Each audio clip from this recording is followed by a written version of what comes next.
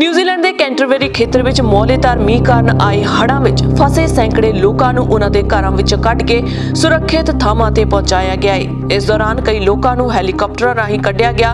ਅਧਿਕਾਰੀਆਂ ਨੇ ਹਫ਼ਤੇ ਦੇ ਅਖੀਰ ਕੁਝ ਥਾਵਾਂ ਤੇ 40 ਸੈਂਟੀਮੀਟਰ 16 ਇੰਚ ਤੱਕ ਮੀਂਹ ਪੈਣ ਤੋਂ ਬਾਅਦ ਹੰਗਾਮੀ ਹਾਲਾਤ ਦਾ ਐਲਾਨ ਕੀਤਾ। ਫੌਜ ਨੇ ਰਾਤ ਭਰ ਵਿੱਚ ਫੌਜੀ ਹੈਲੀਕਾਪਟਰ NH-90 ਰਾਹੀਂ 50 ਤੋਂ ਵੱਧ ਲੋਕਾਂ ਨੂੰ ਹੜ੍ਹਾਂ ਚੋਂ ਕੱਢ ਕੇ ਸੁਰੱਖਿਅਤ ਥਾਵਾਂ ਤੇ ਪਹੁੰਚਾਇਆ।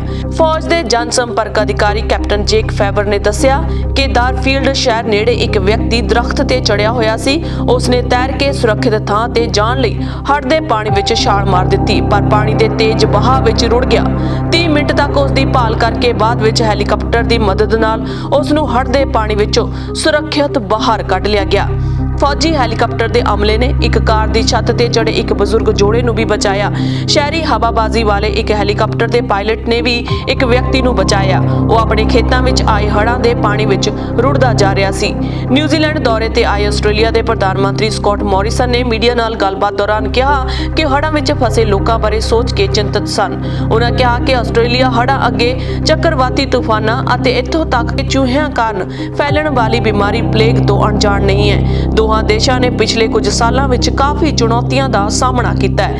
ਨਿਊਜ਼ੀਲੈਂਡ ਦੀ ਪ੍ਰਧਾਨ ਮੰਤਰੀ ਜੈਸਿੰਡਾ ਆਰਡਨ ਦੀ ਹੜ੍ਹਾਂ ਸੰਬੰਧੀ ਹਾਲਾਤਾਂ ਦਾ ਜਾਇਜ਼ਾ ਲੈਣ ਲਈ ਕ੍ਰਾਈਸਟ ਚਰਚ ਦਾ ਦੌਰਾ ਕਰਨ ਦੀ ਯੋਜਨਾ ਹੈ।